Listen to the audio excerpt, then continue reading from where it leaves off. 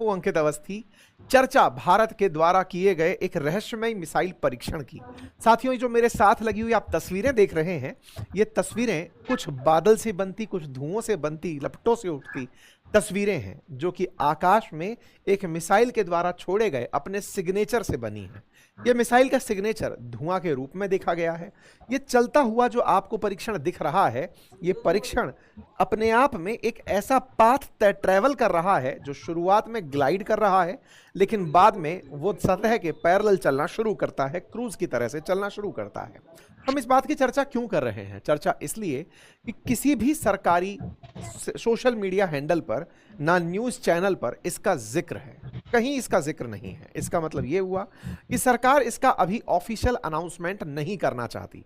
हो सकता है इसके पीछे कुछ अंतर्राष्ट्रीय प्रतिबंधों से जुड़ी चीजें हों, हो सकता है अंतर्राष्ट्रीय प्रतिक्रियाएं हों, हो सकता है अंतर्राष्ट्रीय ऐसी प्रतिक्रियाएं हों जिनसे भारत को नुकसान हो सकता हो, इसलिए इसकी चर्चा नहीं हो रही है। चर्चा नहीं है, लेकिन देश की मीडिया में कहीं कहीं इसे मिस्टीरियस मिसाइल सिस्टम कहा गया है। एक ऐसा मिसाइल जिसे अग्नि 6 से रिलेट किया जा रहा है, एक ऐसा मिसाइल जो 10,000 किलोमीटर से अधिक जाके मार कर सकता है, एक ऐसा मिसाइल जो एक ही बार में मल्टीपल टारगेट को वार कर सकता है, एक ऐसा मिसाइल जो उड़ने के बाद चलता बैलिस्टिक है, लेकिन थोड़ी देर बाद फिर वो राह बदल करके क्वाजी बैलिस्टिक रूप ले लेता है।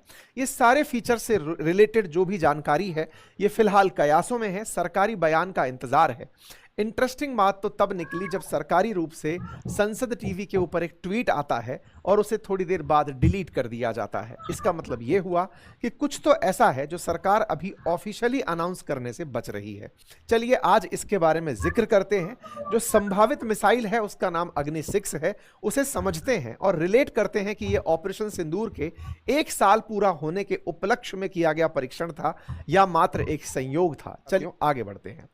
चर्चा इस तरह से उठे हुए ट्वीट्स के थ्रू, चूंकि इन ट्वीट्स में कुछ ऐसी मिसाइल के द्वारा बनाए गए धुएं की, ऐसी मिसाइल के द्वारा खींची गई लकीरों की चर्चा हो रही है। जहां पर आप देखते हैं कि एक वीडियो रिकॉर्ड होता है चांदीपुर बालासोर उड़ीसा से, जहां पर बंगाल की खाड़ी के ऊपर एक मिसाइल के जाने के बाद बादल में कुछ ऐसी लकीर सी बनी दिखाई देती हैं। बड़ा सवाल खड़ा होता है कि इस तरह की लकीरें कोई मिसाइल कैसे खींच सकती है। तो कहा जाता है कि अगर बैलिस्टिक मिसाइल ग्लाइड करते हुए उड़े मतलब तैरते हुए चले, तो इस तरह के पाथ ड्राइव करती है। पाथ को इस तरह से बनता हुआ देखना यह मिसाइल का एक प्रारूप है जो अक्सर इंटरकॉन्टिनेंटल बैलिस्टिक मिसाइल्स में, जिन्हें कोई देश बना तो ले लेकिन दुश्मन ट्रैक ना करे, इसलिए उनमें ग्लाइड सिस्टम डाला जाता है। दुनिया के केवल 5 ही देश ऐसे हैं जिनके पास ICBM तकनीक है, जिसमें अमेरिका, रशिया, चाइना, ब्रिटेन और फ्रांस का नाम है। इन 5 के बाद अगर भारत ऐसा करने में कामयाब हुआ तो दुनिया का 6ठा देश बनेगा। लेकिन इनमें भी अगर ICBM के साथ साथ MIRV तकनीक का इस्तेमाल कर लिया गया, यानी कि इस मिसाइल ने उड़ते हुए मल्टीपल टारगेट हिट कर दिए 10,000 किलोमीटर की दूरी पर पहुंच करके, तो ऐसा करके भारत दुनिया के 3 देशों के बाद चौथा देश कंसीडर होगा। यानी कि भारत, अमेरिका, रूस और चाइना के बाद चौथा ऐसा देश होगा जिसके पास ऐसी तकनीक बनकर आई है। इस तरह के विजुअल्स कल सोशल मीडिया पर शाम को तैरने लगे, सोशल मीडिया के माध्यम से चर्चाएं आने लगी। साथ ही साथ भारत के अलावा बांग्लादेश से भी चर्चाएं आने लगी। बांग्लादेश में भी कुछ लोगों ने इस मिसाइल को ट्रैक करके तस्वीरें डाली।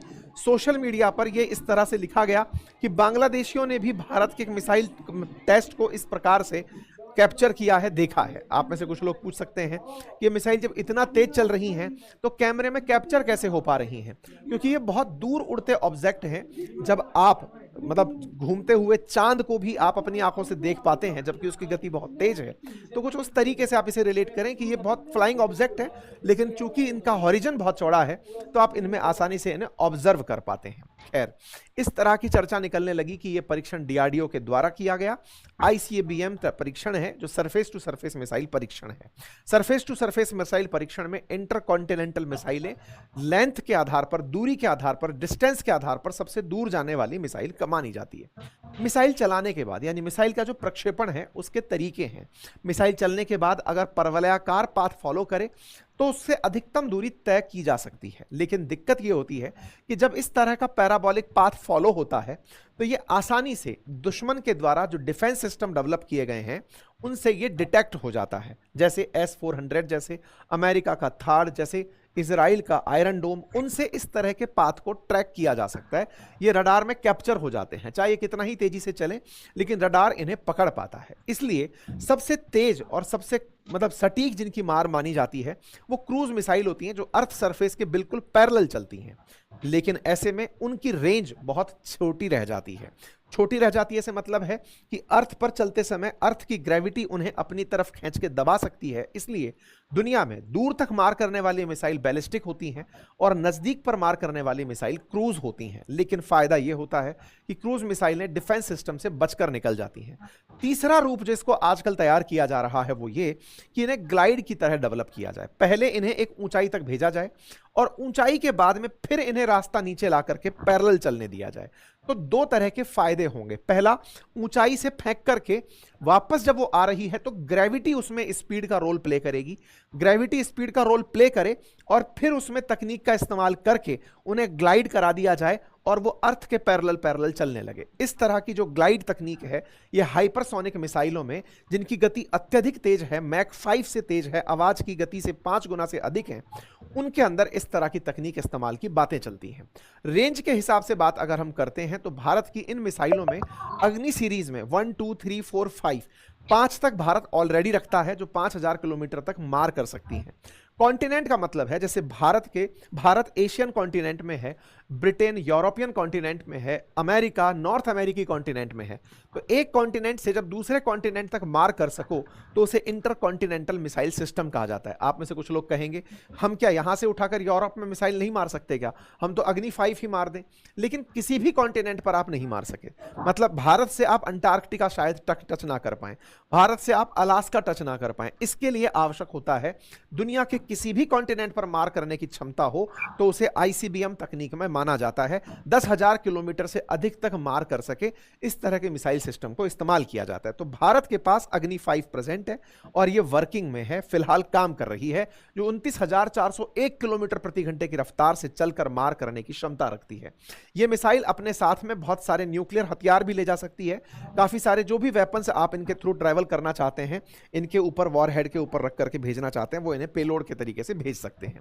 इसकी स्पीड 24 गुना आवाज से तेज है। मैक 24 स्पीड से अग्नि 5 ट्रैवल कर सकती है। ये डीआरडीओ की वेबसाइट पर अग्नि की सूचना उपलब्ध है। कुछ इस तरह से अग्नि सिस्टम को इन्होंने 1 से लेकर 5 तक यहां पर लिस्ट किया हुआ है। तो क्या ये जो मिसाइल परीक्षण है ये केवल सोशल मीडिया के थ्रू ही बाहर आया या इसकी और कहीं जानकारी थी? साथियों, एक सोशल मीडिया हैंडल है डैमियल साइमोन करके, जो भारत के नोटम्स को, अंतरराष्ट्रीय ट्रेवल्स को और मैक्सार के थ्रू आने वाले जो भी इमेजेस हैं उनको हैंडल करता है। इसने जानकारी दी थी 4 तारीख के दिन कि भारत नोटम जारी किया है 6 से लेकर 9 तारीख के बीच में। मतलब इस क्षेत्र में अगर कोई भी हवाई जहाज उड़ रहा है या पानी का जहाज चल रहा है तो उसे विदित रहे कि भारत ऐसा कोई परीक्षण कर रहा है।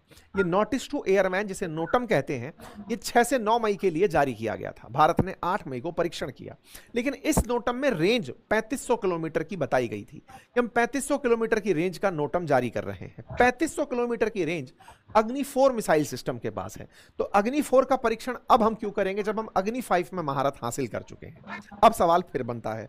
तो इसका मतलब हो सकता है अग्नि 4 का नाम लेकर अग्नि 6 का परीक्षण किया हो। असल में अग्नि 6 के ऊपर बहुत दिन से चर्चाएं चल रही हैं। चर्चाएं चलने का कारण है इंटरकॉन्टिनेंटल बैलिस्टिक मिसाइल का होना, यानी एक ऐसी मिसाइल जो दुनिया में अमेरिका को भी परेशान करेगी कि अब इनकी मिसाइल हम तक भी आ जाएंगी।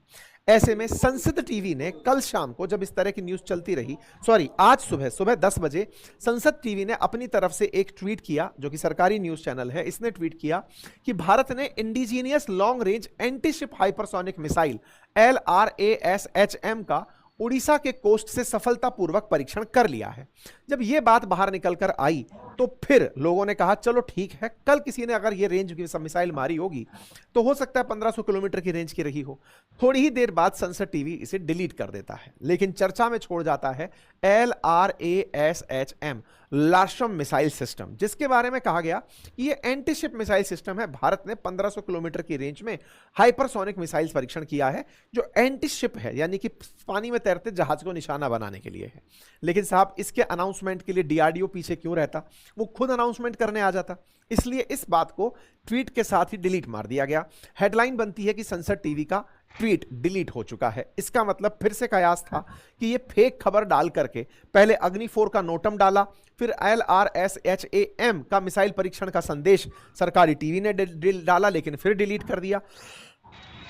तब ये चीज बहुत ज्यादा फिर चर्चा के अंदर तैरने लगी। इसी बीच में डीआरडीओ के जो चीफ हैं उनका एक इंटरव्यू ANI के साथ हुआ था, वो वायरल होना शुरू होता है। डीआरडीओ के चेयरमैन है समीर वी कामत। उन्होंने फ्राइडे को अपने एक इंटरव्यू में, पिछले फ्राइडे को अपने एक इंटरव्यू में कहा, जब उनसे पूछा गया कि सर अग्नि 6 की तैयारी कैसी चल रही है, तो अब उन्होंने अपने इंटरव्यू में इस लाइन को इस तरह से कहते हुए कहा कि हम पूरी तरह तैयार हैं, बस सरकार आदेश दे दे।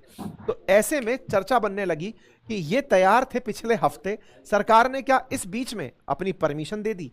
ये चर्चा फिर बड़ी बनती चली गई, बहस होती गई कि भारत इस तरह का परीक्षण कर रहा है, बता नहीं रहा है। लेकिन बीजेपी का जो सरकारी ऑफिशियल हैंडल है, बीजेपी दुनिया की सबसे बड़ी राजनीतिक पार्टी, उसका सबसे बड़ा ट्विटर हैंडल जिस पे मिलियंस में लोग फॉलो करते हैं, उस पर फिर एक ट्वीट आ जाता है। ये ट्वीट जब आता है तो उस ट्वीट में जानकारी आती है कि अग्नि 6 महाशक्ति बनने की ओर बढ़ता भारत। इसमें यह कहा गया कि भारत 10,000 किलोमीटर की मारक क्षमता और MIRV तकनीक के साथ अग्नि 6 इतिहास रचने के लिए तैयार है। यानी एक तरफ डीआरडीओ के चीफ का कहना, एक तरफ बीजेपी का हैंडल इस बात का अनाउंसमेंट करता हुआ देखना, और उस बीच में ऐसा परीक्षण हो जाना, ये सब चीजें एक साथ जैसे ही आती हैं, चर्चा तेजी से छिड़ने लगती है कि क्या भारत ने अपनी तरफ से ये मिसाइल परीक्षण कर लिया है। इसके साथ साथ इसकी ट्रैजेक्टरी की चर्चा होने लगती है कि मिसाइल पहले तो यूं उड़कर गई और फिर ये पैरेलल चलने लगी। ये क्वाजी बैलिस्टिक मिसाइल सिस्टम घातक मिसाइल सिस्टम माना जाता है।